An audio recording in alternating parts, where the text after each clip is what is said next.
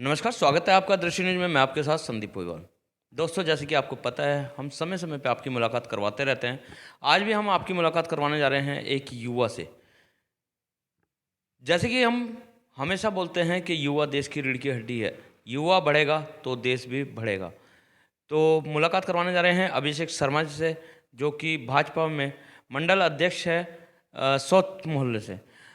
जानते हैं कि इतनी कम उम्र में ये राजनीति में क्यों उतरे? आखिर क्या ऐसे कारण थे कि जो इन्हें राजनीति का सहारा लेना पड़ा? नमस्कार अभिषेक। बहुत बहुत धन्यवाद संदीप भैया। पहले तो आपका कि जो आप यहाँ पहुँचे, उसके लिए मैं आपका तहे दिल से धन्यवाद करता हूँ।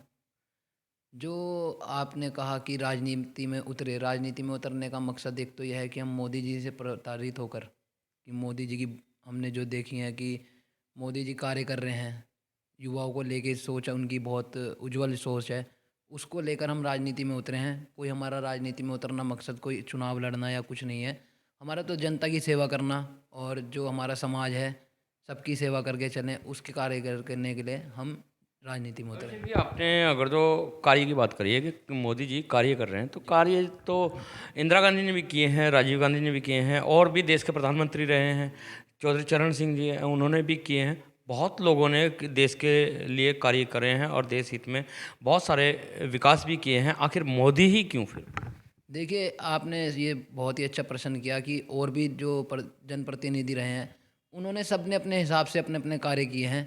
पर जो मोदी जी का कार्य है, मोदी जी युवाओं के लिए जो उज्जवल भविष्य की सोच रखते हैं और क्या कहते हैं, विकास की जो धारा आप देख रहे हैं। पहले रोड मैप कितना ख़राब हुआ करता था, आज के समय पे रोड मैप का पूरा जाल जो पूरे देश भर में फैलाया गया है। उसके बाद आप बिजनेस को देख सकते हैं और गरीबों के लिए योजनाएं आई हैं, उज्जवल योजना हो गई, शौचालय योजना हो गई, और जी आपका जो आवास की योजना है, सारी योजनाएँ गरीबों को मिल रही है। कोई मतलब योजनाओं से मुझे नहीं लगता कि और कोई बचा योजना हुआ। की बात करें सरकार की, तो योजना तो पहले भी बहुत थी। अगर तो कांग्रेस की बात करें तो कांग्रेस में मनरेगा योजना थी, वृद्ध पेंशन योजना थी, विकलांग पेंशन योजना थी। बहुत सारी ऐसी योजनाएं आई हैं और वो मतलब लोगों को उसका लाभ भी मिला है। और आपने युवा की बात करी है, तो युवाओं के लिए मोदी जी ने स्पेशल क्या कर दिया? क्योंकि युवाओं के पास तो रोजगार ही नहीं है, युवा रोजगार के लिए तरस है।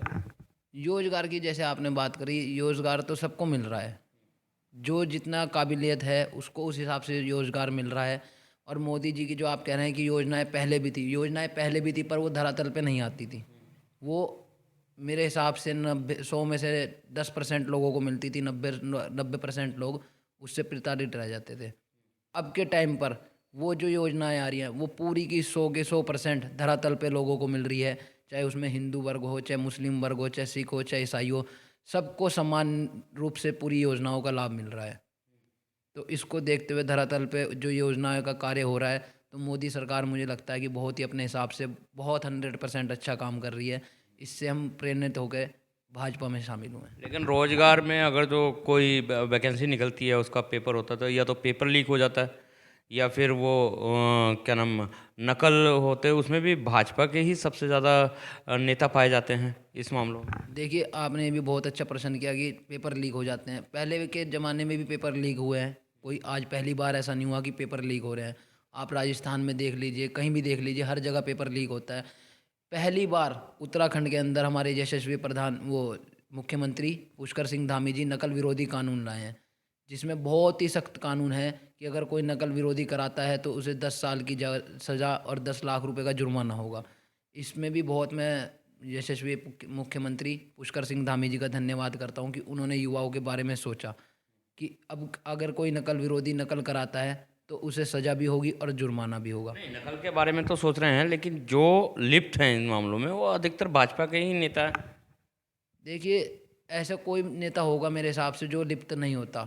जौन सी भी सरकार रहती है, हर सरकार का कोई ना कोई नेता किसी ना किसी घोटाले में लिप्त रहता है। मुझे नहीं लगता कि भाजपा का कोई अधिकतर होगा। हाँ, होंगे 1-2% होते हैं, पर अधिकतर मुझे नहीं लगता कि कोई इससे होगा। चलिए, ये तो बात आप ही की कर लेते हैं। आपकी बहुत कम छोटी उम्र है और इतनी छोटी उम्र में आप मंडल अध्यक्ष हैं। तो आप क्या सोच लेके राजनीति में कूदे हैं? पार्टी और भी हैं, बीजेपी का ही दामन क्यों थामा आपने? मैं जैसे कि मेरे पिताजी पहले यहाँ से भाजपा से शुरू से आज तक भाजपा से जुड़े रहे और 2 बार यहाँ से सभासद भी रहे वार्ड सोस मोहल्ले से। तो हम तो उनके जो संस्कार हैं उनको आगे लेके चले हैं। हमारे पिताजी पहले भाजपा से थे, तो हम भी भाजपा में, हम क्योंकि हम कट्टर भाजपा ही हैं। हम झूठ बोलना हमारी आदत नहीं है कि हम किसी और पार्टी का नाम लेने की हम उस पार्टी से भी हैं। हम शुरू से का भाजपा के रहे हैं और भाजपा के ही रहेंगे। तन मन धन से भाजपा के साथ हैं। और जो आपने कही मंडल अध्यक्ष, पहले तो मैं आपको बताना चाहूँगा कि मैं मंडल उपाध्यक्ष हूँ। जी। तो उसके बाद आपका जो ये सवाल है, मेरे को कोई राजनीति से कोई मतलब वो नहीं है कि इलेक्शन लड़ना है या कुछ। मुझे तो जनता की सेवा करनी है। जैसे हमारे पिताजी शुरू से अब तक जनता की सेवा करते आए, ऐसे ही हमें जनता की सेवा करने के लिए हम राजनीति में आए हैं। अभिषेक, एक लास्ट सवाल है कि जैसे कि आप भाजपा में हैं और भाजपा ज़्यादातर बात करती है हिंदू और मुसलमानों की, और अगर जो हम रुड़की के सौत मोहल्ले की बात करें तो यहाँ पे करीब करीब मुसलमान भी उतनी संख्या में हैं और हिंदू भी उतनी संख्या में हैं। तो आपको नहीं लगता कि मुसलमानों के बीच में रह रहे हैं या मुसलमानों से हमें अलग होना चाहिए, ये या जैसे सेवा की बात करिए तो हिंदुओं की सेवा करनी चाहिए, मुसलमानों की नहीं? नहीं, ऐसा कुछ नहीं है। हम कई साल हो गए, 80 साल से हमारा परिवार यहाँ रह रहा है मोहल्ला सोत में। शुरू से ही हम हिंदू मुस्लिम भाई सब मिलके एकजुट रहते हैं। कल भी जैसे हमने होली का कार्यक्रम करा तो उसमें हमारे दोनों वर्ग के लोग रहे। दोनों वर्ग के लोगों ने झूम के खुशी मनाते हुए होली का त्यौहार यहाँ मनाया। तो ऐसा तो हमारे यहाँ कुछ नहीं है। और आपने कहा कि भाजपा हिंदुओं की पार्टी है। भाजपा को केवल हिंदुओं की पार्टी नहीं है, भाजपा समस्त जितनी भी जाति बिरादरी हैं सबकी पार्टी है। भाजपा केवल हिंदुओं की नहीं, हिंदू मुस्लिम सिख ईसाई चारों धर्मों की पार्टी है। इसमें कोई भेदभाव की बात नहीं है। अभिषेक, बहुत अच्छी बात कही है आपने। चलते चलते क्या संदेश देना चाहेंगे उन लोगों को जो ज़्यादातर राजनीति जो है वो धर्म के नाम पे करते हैं, हिंदू या मुसलमान के नाम पे राजनीति होती है, उनको क्या संदेश देना चाहेंगे आप? उनके लिए मेरी तरफ से यही संदेश है कि देखिए, धर्म के नाम पे राजनीति ना करके विकास के नाम पे अगर राजनीति करी जाए तो बहुत ही अच्छी बात होगी।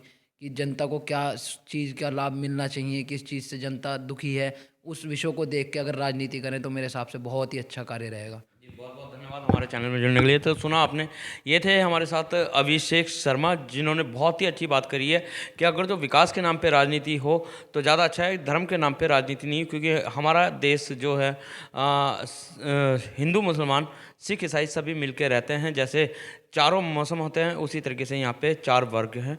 तो इंसानियत भी बना के रखें, इसी के साथ बने रहिए। दृष्टि न्यूज़ में मिलवाते रहेंगे ऐसे ही शख्सों के साथ। जब तक के लिए दीजिए इजाज़त। जय हिंद, जय भारत, जय उत्तराखंड।